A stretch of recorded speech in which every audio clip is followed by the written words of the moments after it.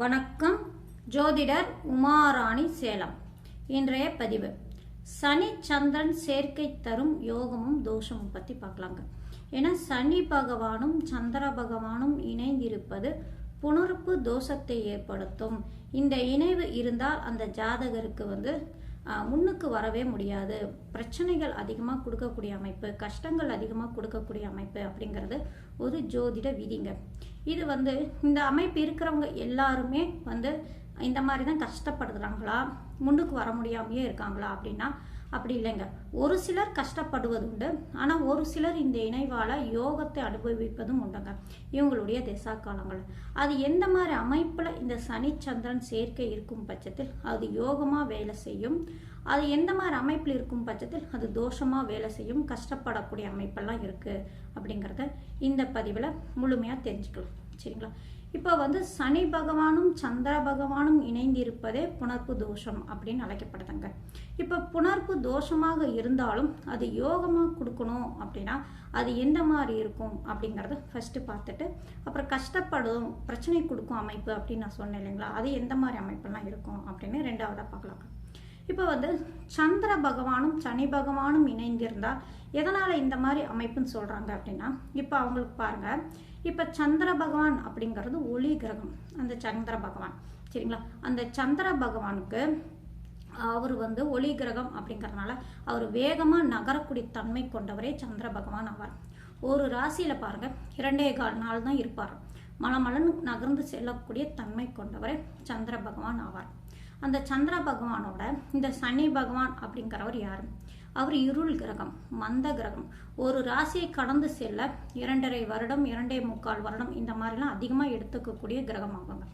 இந்த மாதிரி அமைப்பு கொண்ட கிரகங்கள், இரு கிரகங்களும் ஒரு ராசியில் இணைந்திருப்பதே ஒளி கிரகமான சந்திரனும் இருள் கிரகமான சனி பகவானும் இணைந்திருந்தால் இது புணர்ப்பு தோஷத்தை ஏற்படுத்தும் அப்படிங்கிறது தாங்க ஜோதிட கருத்தாகும். இப்போ சந்திர பகவான் அப்படிங்கிறவர் மனோகாரகன், தாய்க்காரகன், புத்திக்காரகன், இந்த மாதிரி அமைப்பெல்லாம் சொல்வதுண்டு. இந்த மனோகாரகன் அடிக்கடி மனோநிலை மாறத்தன்மை, இதெல்லாம் என்ன காரணம்னா சந்திர பகவானுக்கு உண்டான அமைப்புங்க. இந்த மாதிரி அமைப்பு இருக்கக்கூடிய சந்திர பகவானோட சனி பகவான் அப்படிங்கிறவர் யார்? அவர் எதா இருந்தாலும் ஒரு எண்ணங்களில் ஒரு தப்பாக சொல்லக்கூடிய அமைப்பாகவே சனி பகவான் உண்டு. சரிங்களா? இந்த மாதிரி அமைப்பு இருக்கக்கூடிய கிரகங்கள் இருவருமே ஒரு ராசியில் இணைந்திருக்கும் பட்சத்தில் அந்த ஜாதகருக்கு எண்ணங்கள் மாற்றங்கள் வித்தியாசங்கள் இருக்கும். அது பிரச்சனை கொடுக்கக்கூடிய அமைப்பு அப்படிங்கிறதுனால சொல்வது உண்டு. சரிங்களா? இந்த மாதிரி அமைப்பு இருந்தும் அந்த சந்திர பகவானும் சனி பகவானும் இணைந்து ஒரு ராசியில் புணர்ப்பு அமைப்பில் இருந்தாலும் அது யோகம் தரும் அமைப்பெல்லாம் உண்டுங்க. சரிங்களா? அது மிகப்பெரிய யோகத்தை கொடுக்கக்கூடிய அமைப்பு. இப்போ சந்திர பகவானுக்கு உண்டான காரகம்லாம் என்னங்க? சந்திர பகவான் ஜலக்காரகன், நீர்க்காரகன். இந்த நீர் ஜலத்துக்கெல்லாம் காரகராக வரக்கூடிய சந்திர பகவான் அவர் சனி பகவானோட இணைந்திருந்தால் சனி பகவான் யார்? தொழில்காரகன். உத்தியோகத்துக்கு அதாவது தொழில் செய்யக்கூடிய அமைப்பெல்லாம் அந்த சனி பகவானே காரகராவார். இந்த மாதிரி அமைப்பு இருக்கும் பட்சத்தில் அந்த சனி பகவானோட சந்திர பகவான் இணைந்து பலமாக இருக்கும் பட்சத்தில் அந்த ஜாதகருக்கு பாருங்க அந்த திசா காலத்துல எல்லாம் மிகுந்த யோக பலன்கள் அதிகமாக கொடுக்கக்கூடிய அமைப்பெல்லாம் உண்டுங்க. ஏன்னா அந்த ஜாதகருக்கு தொழில் விஷயத்துல மேல மேல வளர்ச்சி அடையக்கூடிய அமைப்பெல்லாம் உண்டுங்க. இப்ப சந்திர பகவான் பலமாக இருந்து அவரோட சனி பகவான் இணைந்திருக்கும் பட்சத்தில் சந்திரன் சம்பந்தப்பட்ட உணவு சம்பந்தப்பட்ட தொழில், அதாவது சந்திரனுக்கு உண்டான காரக தொழில அந்த ஜாதகர் மிகப்பெரிய வளர்ச்சி அடையக்கூடிய வாய்ப்பு அதிகமாக உண்டுங்க. அது என்னென்ன காரக தொழில் அப்படின்னு எடுத்துக்கிட்டாங்கன்னா, சந்திர பகவானுக்கு பாருங்க ஒரு ஜல கிரகம் அப்படிங்கிறதுனால அவர் உணவு தானியங்கள் விற்கக்கூடிய அமைப்பு, உணவு தானியங்கள்ல அவங்க வேலையில தொழிலில் மேல மேல வளர்ச்சி அடையக்கூடிய வாய்ப்பு உண்டு. அல்லது நீர் சம்பந்தப்பட்ட தொழில், தண்ணியெல்லாம் வாங்கி கேனில் வச்சு விற்கிறாங்கல்ல, அந்த மாதிரிலாம் விற்கலாம், வியாபாரம் செய்யலாம், அதெல்லாம் நல்ல வளர்ச்சி அடையும். அல்லது பால் சம்பந்தப்பட்ட விற்பனை செய்யலாம், காய்கறி சம்பந்தப்பட்ட அன்னன்னைக்கு அழுகுது அப்படியே இருக்கு இல்லைங்களா, காய்கறி வகைகள் விற்பனை செய்யக்கூடிய அமைப்பு, ஹோட்டல் வச்சு நடக்கலாம், கேன்டீன் இந்த மாதிரிலாம் வச்சு நடத்தலாம், தொழிலாக செஞ்சு செய்யலாம். இதெல்லாம் நல்ல வளர்ச்சி அடையக்கூடிய அமைப்பாகுங்க. சரிங்களா? அப்புறம் நடை வண்டி இருக்குங்களா, தள்ளிகிட்டே வியாபாரம் பண்ணிட்டு போகிறாங்கல்ல இல்லைங்களா, அந்த மாதிரி வியாபாரம் செய்கிறவங்களுக்கெல்லாம் நல்ல வளர்ச்சி அடையக்கூடிய அமைப்பு. இந்த மாதிரி ஒரு சந்திரன் காரகத்துவத்தில் இருக்கக்கூடிய தொழில் எல்லாம் அந்த சனி பகவானோட இணைந்து இருக்கும் பட்சத்தில், அந்த சந்திர பகவான் பலமாக இருக்கும் பட்சத்தில் அவங்களுக்கு இருக்கிறவங்களுக்கெல்லாம் இந்த தொழிலெல்லாம் அவங்க ஈடுபட்டு செஞ்சிட்டு இருந்தாங்கன்னா சந்திரனுக்குண்டான காரகத்துவத்தில் இந்த மாதிரி தொழிலாம் செஞ்சாங்கன்னா மேலே மேலே வளர்ச்சி அடையக்கூட வாய்ப்பு அதிகமாக உண்டுங்க. சரிங்களா? இப்போ சனி பகவான் அப்படின்னு எடுத்துக்கிட்டா தொழிற்சாலை, இரும்பு சம்மந்தப்பட்ட தொழில், பெரிய பெரிய தொழிற்சாலையெல்லாம் வச்சு நடத்துகிறாங்க இல்லைங்களா? இந்த மாதிரி அமைப்பில் இருக்கிறவங்களுக்குலாம் இந்த சனி சந்திரன் அமைப்பு இருந்தால் அவங்களுக்கு சனி பகவான் வலுவாக இருக்கும் பட்சத்தில் அவங்களுக்கு தொழிற்சாலை இந்த மாதிரி வச்சு நடத்துறது, இரும்பு சம்மந்தப்பட்ட தொழில்கள், இந்த மாதிரி கூட வேலை செய்கிற, அதாவது இவங்க தொழில் செய்கிறாங்க அப்படின்னா, சொந்த தொழில் செய்கிறாங்கன்னா வேலையாட்கள், நம்பிக்கையான வேலையாட்கள், வேலை அதிகமாக செஞ்சு தரக்கூடிய அமைப்பு, அந்த வேலையாட்களால் இவங்க வளர்ச்சி அடையக்கூடிய அமைப்பு, இந்த மாதிரிலாம் நல்ல பலன்கள் அதிகமாக நடக்கக்கூடிய வாய்ப்பு உண்டுங்க. இந்த மாதிரி அமைப்பெல்லாம் இருக்கணும் அப்படின்னா அந்த சனி சந்திரன் அமைப்பு யோகமாக தரணும், அந்த தொழில் விஷயத்தில் அதிகமாக யோகம் தரும் அமைப்பு அப்படின்னு எடுத்துக்கிட்டாங்கன்னா இந்த சனி பகவானும் சந்திர பகவானும் பலமாக இருக்கும் பட்சத்தில், புணர்ப்பு அமைப்பில் இருக்கும் பட்சத்தில் சேர்க்கை, இவங்க இருவரும் சேர்ந்திருப்பதே புணர்ப்பு. இந்த அமைப்பிலிருந்து அந்த யோகமாக செய்யக்கூடிய அமைப்பு எப்படி இருக்கும்னு பற்றின்னு சொல்கிறேன். சரிங்களா? இந்த மாதிரி தொழிலெல்லாம் மிகப்பெரிய வளர்ச்சி அடைவாங்க. சரிங்களா? அவங்களுக்கு பாருங்க தொழில் ஸ்தானம், அது 10ஆம் இடம், ஜீவனஸ்தானம், அந்த 10ஆம் அதிபதியோட அல்லது 10ஆம் இடத்தோடையோ ஏதாவது ஒரு விதத்தில் இந்த சனி சந்திரன் இணைவு இருக்கும் இல்லைங்களா? இவங்களோட சம்பந்தம் ஏற்பட்டுட்டாலோ அல்லது 10ஆம் இடம் வலுத்திருந்தாலும் சரிங்க, இந்த சனி பகவான் தொழில் காரகர் அப்படிங்கிறதுனால இந்த மாதிரி தொழில் செய்யக்கூடிய அமைப்பில எல்லாம் மிகப்பெரிய வளர்ச்சி அடையக்கூடிய யோகம், நல்ல பொருளாதார வளர்ச்சி இந்த மாதிரிலாம் கொடுக்கக்கூடிய வாய்ப்பு அதிகமாக உண்டுங்க. இப்போ சனி பகவானும் சந்திர பகவானும் எந்தெந்த ராசியில் இணைந்திருந்தால் இது யோகத்தை அதிகமாக கொடுக்கும் அப்படின்னு எடுத்துக்கிட்டாங்கன்னா, சனி பகவானும் சந்திர பகவானும் இணைந்து கும்ப ராசி சனி பகவானுடைய ஆட்சி வீடுங்க, மூல திருக்கோண வீடுங்க. இந்த கும்ப ராசியில் சனி பகவானும் சந்திர பகவானும் இணைந்து இருந்தால் அவங்களுடைய திசா காலங்களில் மிகுந்த யோக பலன்கள் கொடுக்குங்க. எந்த லக்னமாக இருந்தாலும் சரிங்க, அது யோக பலன்கள் அதிகமாக கொடுக்கக்கூடிய வாய்ப்புண்டு. சரிங்களா? ஆனால் அந்த இடத்துல பாருங்கள், சனி பகவான் எந்த விதத்திலையும் பாதிக்கப்படாமல் இருக்கணும். ஏன்னா ஆட்சி பெற்ற சனி பகவானாக இருந்தாலும் வக்கரம் ஆகி இருக்கக்கூடாது. சனி சந்திரனுக்கு சாரம் கொடுத்த கிரகம் எந்த விதத்திலையும் பாதிக்கப்படாமல் இருக்கணுங்க. இந்த மாதிரி இருந்துட்டாலே அந்த சனி பகவான் வலுவாக இருக்காரு அப்படிங்கிறதுனால இரும்பு சம்பந்தப்பட்ட தொழில், அடுத்தது உங்களுக்கு வேலை ஆட்கள் நல்ல ஆட்களாக இருப்பாங்க, வேலையில் நல்ல வளர்ச்சி அடையக்கூடிய அமைப்பு, சனி பகவானுடைய ஆதிக்கத்தனம் அதிகமாக இருக்கிறதுனால நல்ல மனோநிலை, தைரியம் எல்லாமே அந்த சந்திரன் கூட இணைந்திருப்பது அப்படிங்கிறதுனால அந்த ஜாதகருக்கு இருக்குங்க. அடுத்தது மகர ராசி சனி பகவானுக்கு இன்னொரு ஆட்சி வீடு, பெண் ராசி வீடுங்க. இங்கே சனி சந்திரன் இணைந்திருந்தாலும் மிகுந்த யோக பலன்களை அதிகமாக கொடுக்கக்கூடிய வாய்ப்பு உண்டு. சரிங்களா? அவங்களுடைய தேசா காலங்களில் சனி தேசம் நடந்தாலும் சந்திரனுடைய தேசம் நடந்தாலும் சரிங்களா, இங்கேயும் சனி பகவான் வக்கரம் ஆகக்கூடாது. சனி பகவானுக்கும் சரி சந்திர பகவானுக்கும் சாரம் கொடுத்த கிரகம் எந்த விதத்திலையும் பாதிக்கப்படாமல் இருந்தாலே போதும். அடுத்தது சனி சந்திரன் சேர்க்கை இன்னும் என்னென்ன ராசியில் இருந்தால் நல்ல பலன் கொடுக்கும் அப்படின்னு எடுத்துக்கிட்டா, சனி சந்திரன் சேர்க்கை ரிஷப ராசியில் சேர்க்கை நல்லா இருக்குங்க. ரிஷப ராசி பாருங்கள், சந்திர பகவானுக்கு உச்ச வீடாகும், சனி பகவானுக்கு நட்பு வீடாகும். சுக்கிரனுடைய வீடு சனி பகவானுக்கு அதி நட்பு கிரகம். அந்த ராசிக்கு யோக கிரகமாகவும் சனி பகவான் வருவார் அப்படிங்கிறதுனால மிகுந்த யோக பலன்கள் அதிகமாக கொடுக்குங்க. இங்கே பாருங்கள், சனி சந்திரன் சுக்கிரனுடைய வீட்டில் இருக்கும் அமைப்பு அப்படிங்கிறதுனால அவங்களுக்கு பெண்கள் சம்மந்தப்பட்ட பொருட்கள்லாம் விற்கிறாங்க இல்லைங்களா, ஃபேஷன் ஸ்டோர் இந்த மாதிரிலாம் வச்சு நடத்துகிறாங்க, பியூட்டி பார்லர் நடத்துகிறாங்க, அல்லது பெண்களுடைய ஆடை ஆபரணங்கள்லாம் விற்கிறாங்க, இந்த மாதிரி நகைக்கடை வச்சு வியாபாரம் செய்கிறாங்க. இந்த மாதிரி இருக்கிறவங்களுக்கெல்லாம் சனிச்சந்திரன் சுக்கிரனுடைய வீட்டில் இணைந்திருக்கும் பட்சத்தில் மிகுந்த யோக பலன்கள், தொழிலில் மேலே மேலே வளர்ச்சி அடையக்கூடிய அமைப்பு இதெல்லாம் அந்த ஜாதகருக்கு கிடைக்குங்க. அதே போல் துலா ராசியில் பாருங்கள், சனி பகவான் உச்சம் அடைவார். இந்த அமைப்பில் சனிச்சந்திரன் சேர்க்கை இருக்கும் பட்சத்தில் இப்போ பெண்கள் சம்மந்தப்பட்ட பொருட்கள், ஏன்னா சுக்கிரன் அப்படிங்கிறதுனால அவரோட வீட்டில் இவங்க இருவருமே இருக்கும் அமைப்பு அப்படிங்கிறதுனால மிகுந்த யோக பலன்கள் அதிகமாக கொடுக்கும்.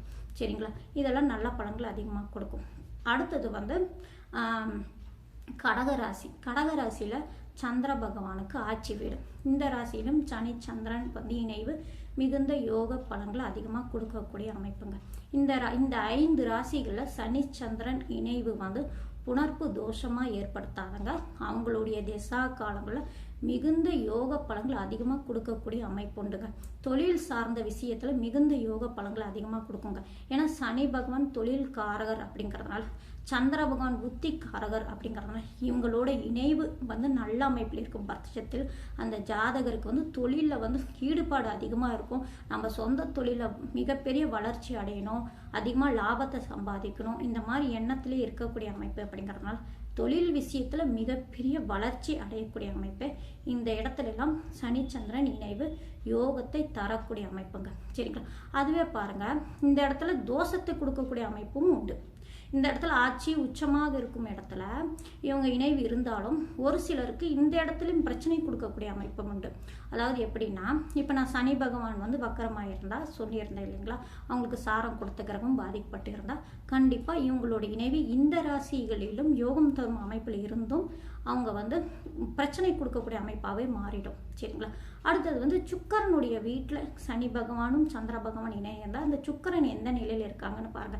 இப்போ சுக்கர பகவான் ஓரளவு நல்ல அமைப்பில் அந்த ஸ்தானத்தை பார்வை செய்கிறது, அந்த லக்னத்துக்கு மறையாமல் இருப்பது அல்லது இவங்களோட இணைந்து இருப்பது, இந்த மாதிரி அமைப்பெல்லாம் இருந்தானா நான் இப்போ சொன்ன மாதிரி சனி பகவானுடைய காரகத்திலையும் சந்திர பகவானுடைய காரகத்திலையும் சுக்கர பகவானுடைய காரகத்திலையும் இதுக்கு எல்லாமே சம்மந்தப்பட்ட மாதிரி அவங்க எந்த தொழில் செஞ்சிட்டு இருந்தாலும் அது இந்த திசையில் அவங்களுக்கு அந்த தொழிலில் மிகப்பெரிய வளர்ச்சி அடையக்கூடிய வாய்ப்பு உண்டு.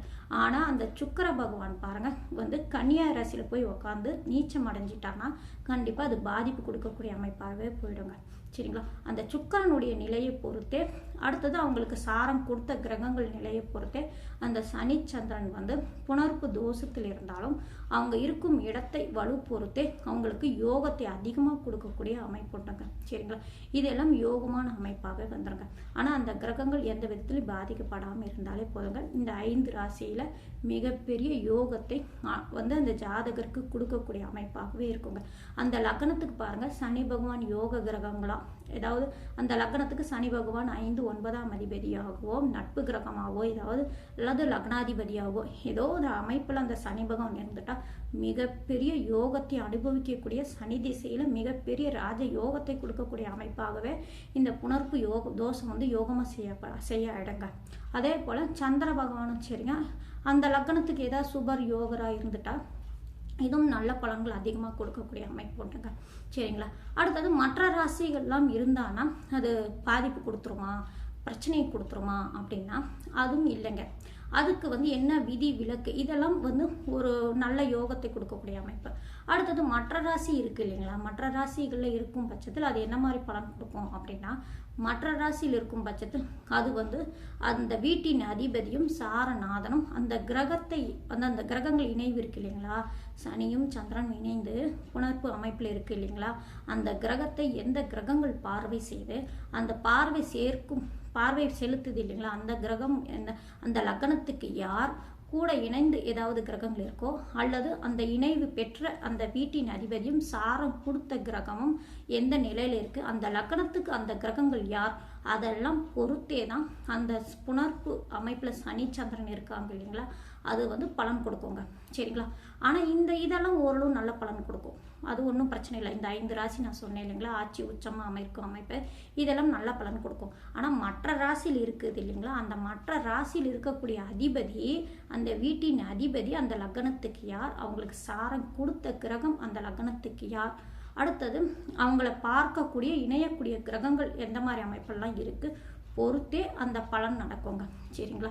ஆனால் அந்த கிரகங்கள் அதாவது மற்ற ராசியில் இருக்கக்கூடிய சனி சந்திரன் இருந்தாங்கன்னா அந்த ராசி அதிபதி வலுவாக இருந்து சாரநாதனும் வலுவாக இருந்து அந்த சனி சந்திரனை அந்த லக்ன சுப கிரகங்கள் பார்வையோ சேர்க்கையோ அல்லது குரு பார்வையோ இந்த மாதிரி அமைப்பில், இந்த புணர்ப்பு அமைப்பில் அந்த சனியும் சந்திரன் இருக்கக்கூடிய வீட்டை இந்த கிரகங்கள் பார்வை செய்யும் அமைப்பு இருந்துச்சுன்னா கண்டிப்பாக அந்த மற்ற ராசிகள் இருக்கக்கூடிய சனிச்சந்திரன் கூட தன்னுடைய திசையில் முடிந்த வரைக்கும் நல்ல பலன்களை அதிகமாக கொடுப்பாங்க. சரிங்களா. இதுதாங்க சனி சந்திரன் வந்து இணைந்து இருந்தாலும் சரிங்க, அவங்க புணர்ப்பு தோஷத்தில் இருக்காங்க.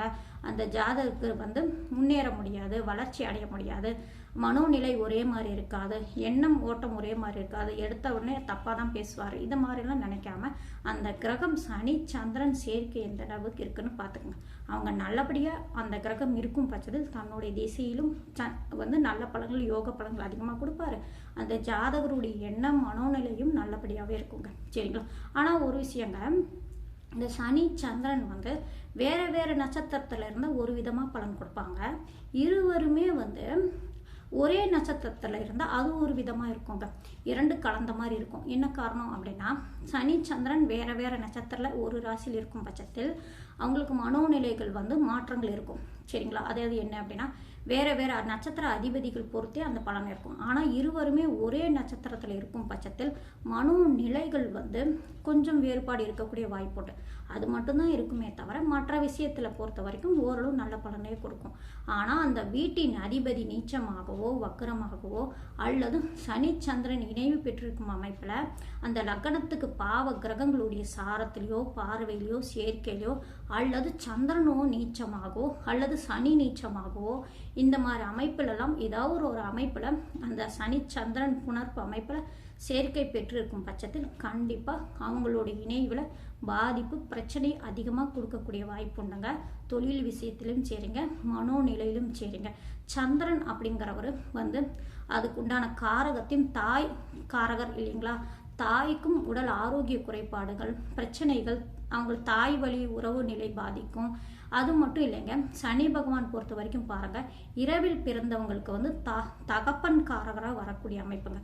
அதாவது என்ன அப்படின்னா, சூரிய பகவான் அப்படின்னு எடுத்துக்கிட்டா பகலில் பிறந்தவங்களுக்கு தகப்பன் கிரகமாக வரும், தந்தைக்கு காரக கிரகமாக வரும்.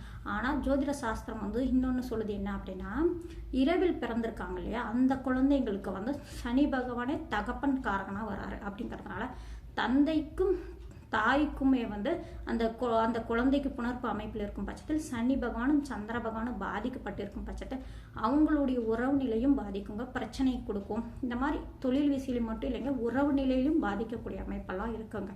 சரிங்களா.